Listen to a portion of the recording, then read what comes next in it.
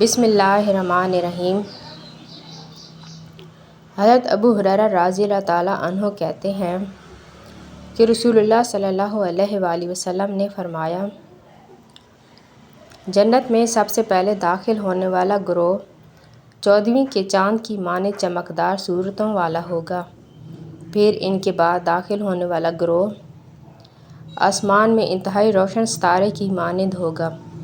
نہ وہ پیشاب کریں گے، نہ قضائے حاجت کریں گے، نہ رینٹ آئے گی اور نہ تھوکیں گے۔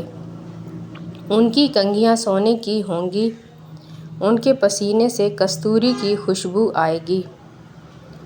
ان کی انگیٹھیاں اگر ایک قسم کی لکڑی جو جلنے سے خوشبو دیتی ہے کی لکڑی کی ہوں گی۔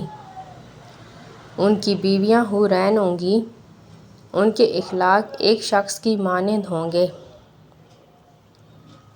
اپنے باپ حضرت آدم علیہ السلام کی صورت پر ہوں گے، لمبائی میں 60 ہاتھ۔